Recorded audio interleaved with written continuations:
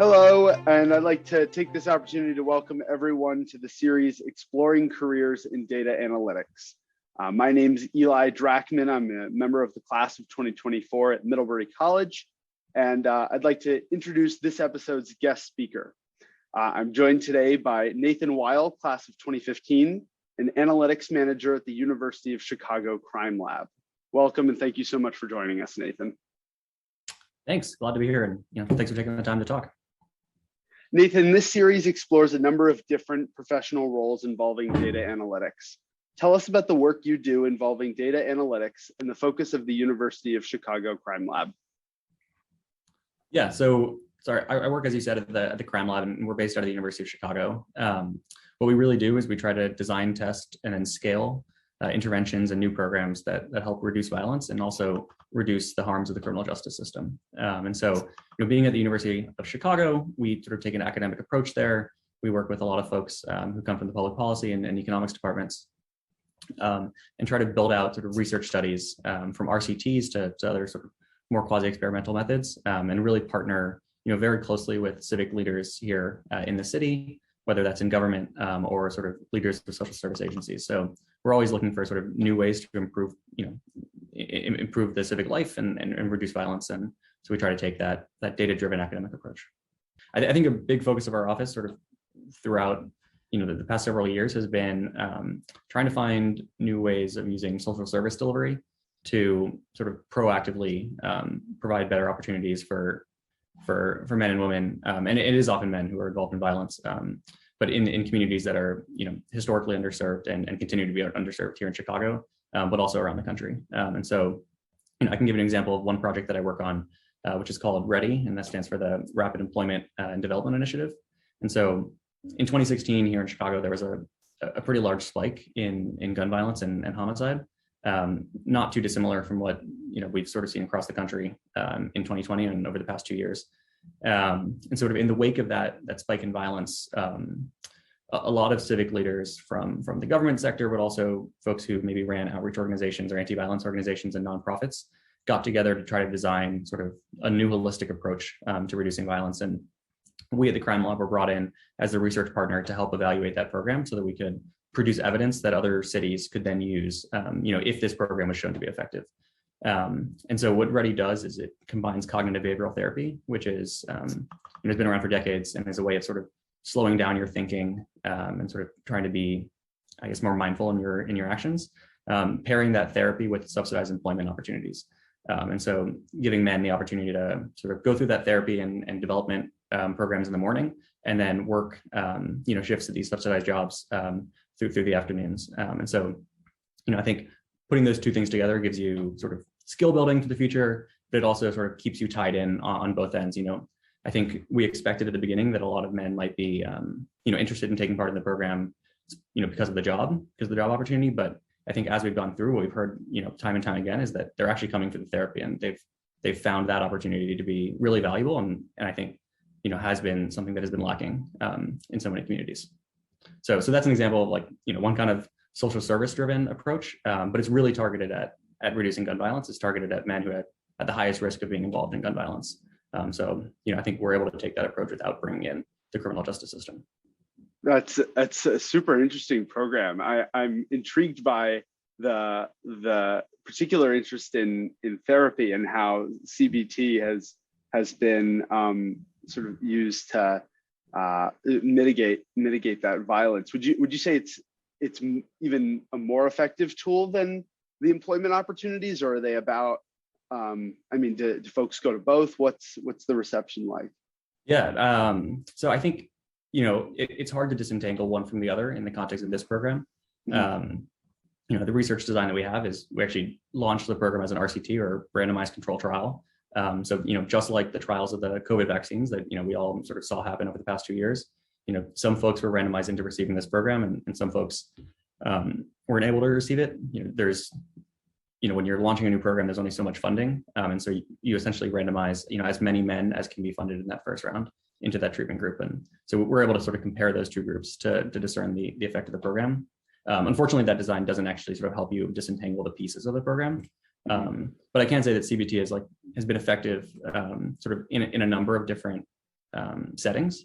And so that's why, we used it in designing this program. And so there are folks on the team who have run prior studies of using CBT to reduce violence. And one was actually a previous study from Crime Lab that looked at the Becoming a Man program, which targeted youth in school here in Chicago who, weren't quite disengaged from the school system yet, but were maybe, on track to be there in a couple of years, and sort of working with them before it's too late. And so that program was shown to reduce arrests pretty significantly. And then another person who works on this program, Ready, had used CBT in a study in Liberia with ex-child soldiers. And so, you had seen, and there also, it was shown to sort of help reduce violence. And so I think you've seen this tool, which really helps you slow down your thinking and try to sort of take a, very, thoughtful approach to your next actions.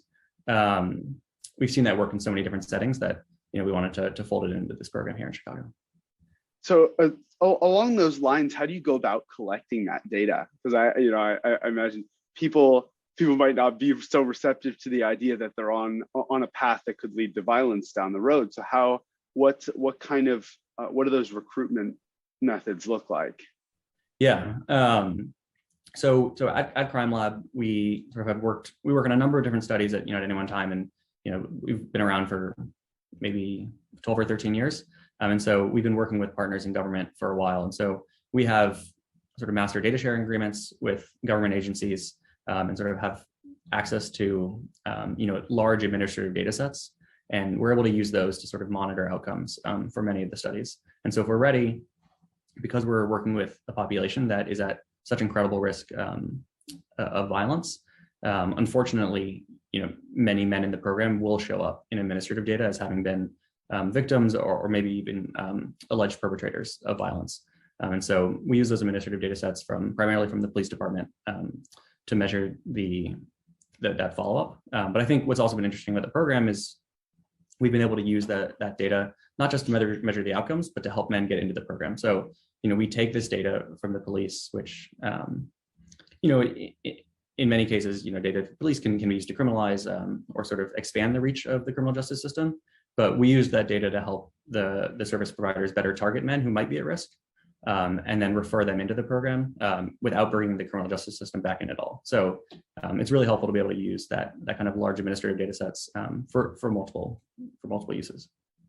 I'm curious what aspects of this kind of work you find challenging. What's interesting? How do you find the balance between the two? What keeps you going day to day? Yeah, I mean, I think we have had the opportunity to work with a lot of inspiring people at the agencies that are actually delivering this program day to day. And so I think we're the research partner, and we're able to sort of help provide a lot of insight into how the program's working. But we're really just a very small piece of the pie. So there are all these incredible outreach providers that that I've gotten to meet and work with, who are working on the street every day trying to help mitigate violence and stop sort of hot situations before they get hotter. And sort of seeing all them do such incredible work has been an amazing aspect of being in this position. So along those lines, you work with these agencies. You have a broad reach as the Crime Lab. I'm curious what sort of opportunities or challenges the Crime Lab itself is facing looking to the future. I mean, the only metric I think we want to hit is like 0 homicides in Chicago, and 0 homicides in the country. And I think there's obviously a long way to go there. But I think whatever we're looking towards in the next years is always just trying to find new programs that are taking promising approaches to, promising and really holistic and novel approaches to reducing violence. I think especially the past 2 years, there's been a surge in violence, and especially in gun violence around the country. Obviously you can't disentangle that from the shock of the pandemic that we've all sort of experienced. Many communities worse than others. So I think it is top of mind for many mayors around the country. But I think not just as the Crime Lab, but I think there's a really growing interest, including from the federal government, in evidence-backed approaches to reducing violence and improving justice, I think. So so shifting gears a little bit, I want to hear about your experience from transitioning from campus to career, because you've had a very interesting career path, and I know you majored in economics here at Mid, and just love to hear about your story from here in Addison County, Vermont. Yeah, to I mean, I wish Chicago. I was in Addison County, Vermont right now. I love Middlebury. I love that state. It's such a beautiful place to be. Yeah, I mean, so as you said, I majored in econ, and I think Middlebury's econ department, in particular, has a really interesting focus on empirical methods and sort of bridging that gap to social science research. I mean, really sort of bringing in real world approaches to how to use sort of economic thinking. And so, I really just took all the courses I could, focused on econometrics and research methods. A lot of those were with Professor Myers, Professor Gong. And so, working from econ stats and regression analysis to some of the more advanced econometric courses, I think you just get such a, you get great exposure to how to think about research questions, because, so much of the work in research, it's not just about getting the right data, it's thinking about how do you use that data effectively. And I think that really starts with thinking about your researcher question, your research approach, and that's really what I sort of had the good luck to sort of learn, at Middlebury. Is there an experience here at Middlebury that you had that you can point to that makes you say that was a really important experience in me getting my first job? Is there a particular internship or class that you remember that was like, wow, that was a great experience? Yeah, I mean, I would say sort of two answers that are related. I think all of Professor Myers or Caitlin Myers' classes, on research methods were just incredible training. And, you got to learn how to do statistical programming and code, at the same time, think about how to read papers and dissect them and understand, what questions being asked and is being answered effectively. And then I think, working with Professor Myers as my thesis advisor, I did a senior thesis in econ, and sort of ran a study on campus that actually sort of tested the effect of taxing sugar sweetened beverages, or effectively a soda tax, as well as labeling to sort of label how much sugar was in drinks. And so I think, this is very, Michael Bloomberg policy from the early 2010s. And I think it's, fallen out of favor with some folks. But, running that study and working with Professor Myers closely and thinking about how to analyze that study, you just get to see, I got to see sort of the ins and outs of research, and it's really messy at times, but if you're able to design it effectively, you might be answering a question at the end. And so I think that hands-on experience was really great, and I would encourage any students in the department to really pursue the opportunity of her thesis. It's it's course credit, but you really are just doing your own thing, and you get to ask fun questions. Once you graduated from Middlebury, or maybe this was towards the end of your time here, you spent a little bit of time at Massachusetts General Hospital. And I'm wondering how, because your thesis connects directly to that experience. And then I think it's fair to say that you changed gears a little bit to go to the crime lab. And I'm curious about those switches and what your thought processes are. At those times. Yeah. I mean, so as I said, the thesis I did at Middlebury had sort of two pieces. One piece was this, quote unquote soda tax. And the other piece was informational labeling on the drinks, at Mid Express at the campus general store. And so that actually tied in well with a study that was being launched at MGH, this very large hospital in Boston. And so I worked there for a year after graduating. And so really it was a behavioral econ study, sort of an RCT, a very sort of standard approach. And so it fit really well in with some of the food work I had done. And, it was a great experience, but I think there was two things that sort of I wanted to change, and I wanted to be a little closer to the data work than I was able to do it at MGH on that study. And so I wanted to have more experience, coding and really working with the stats myself. And then also I think I realized that, my interest was really more in criminal justice. And, I think the Black Lives Matter movement really started around 2014 or really came to sort of the forefront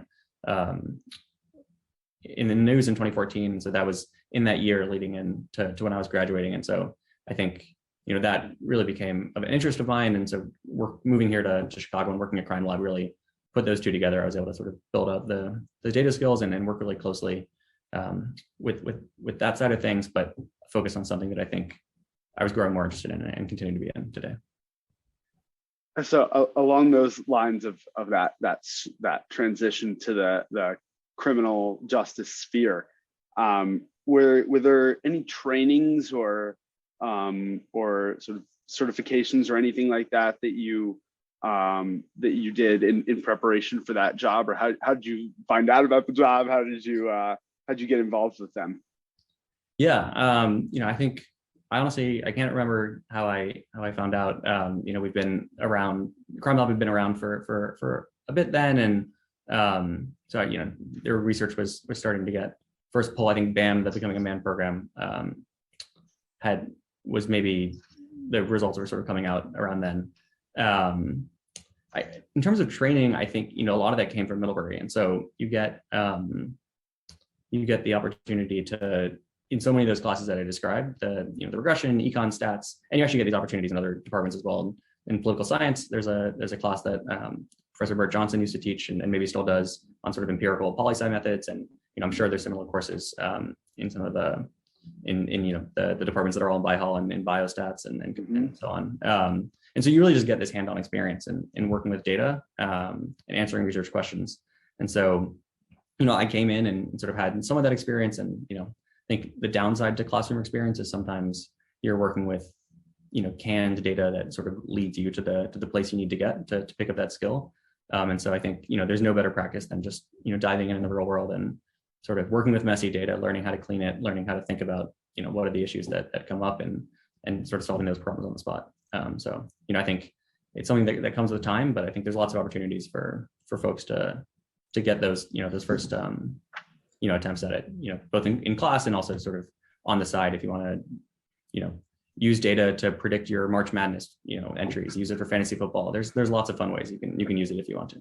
So you've been at the Crime Lab for a long time, more time than I often see recent graduates spend at a particular job. I'm curious what you think is next for you professionally.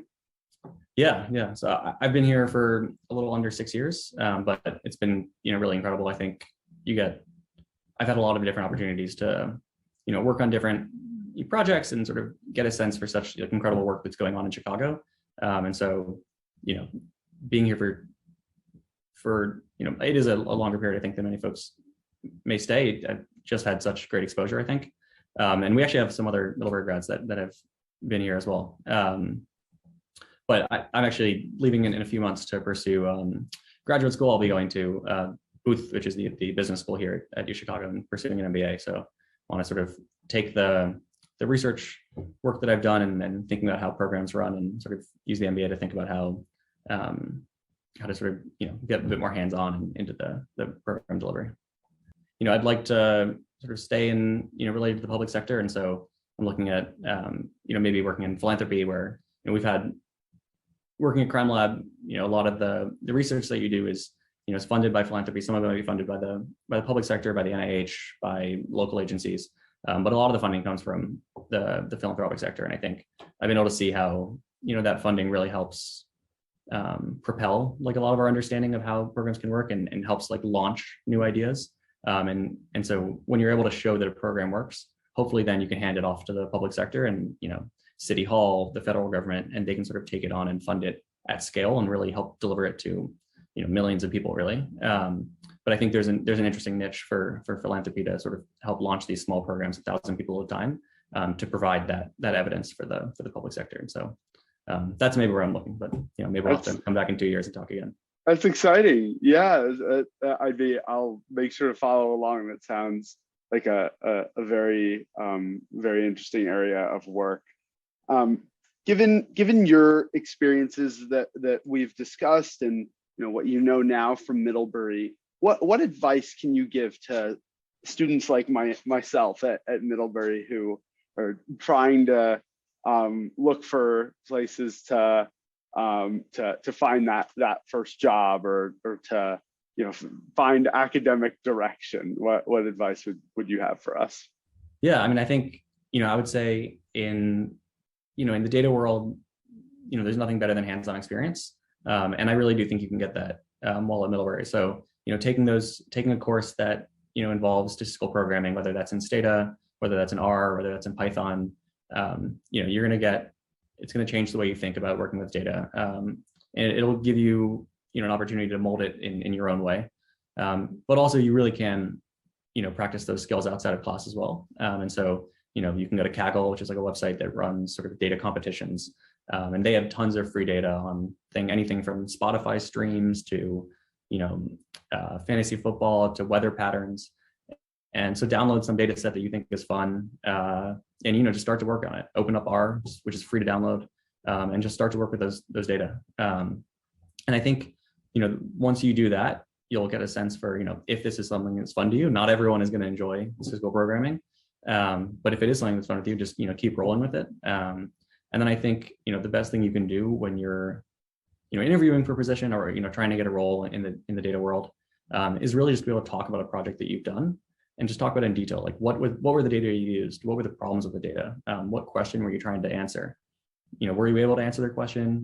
Was something lacking in the data that would have, had it been there, you would have been able to answer the question even better. Just having like a really nice picture of one project you've worked on, I think will show folks that you are interested and thoughtful and are able to sort of hit the ground running.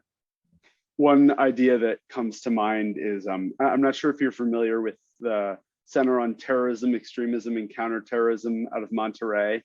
Yeah. That's connected with Middlebury. So they offered a online winter term class last year that I took actually to receive a math credit, because I'm not math classes are not my forte. I'm more on the political science sort of criminal justice path.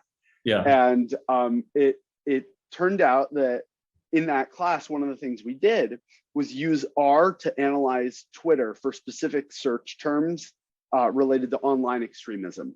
And that was just so neat. And this was at a time, this was literally January 6th had just transpired when the class began. Wow. And so that I remember that platform being hugely helpful in those research projects. And although it was like a little overwhelming at first, definitely an important tool to have down the line. Yeah, I mean, I think, this is not a novel insight, but the scale at which you can, think about new questions using data is really, ballooned, the past couple of years, the past couple of decades as well. So, I think that can probably be used for ill as just as much as used for good. But, there's like incredible power in these programs. So, if it's something you're interested in, I would really just encourage you to dive in, get your hands dirty and try it out.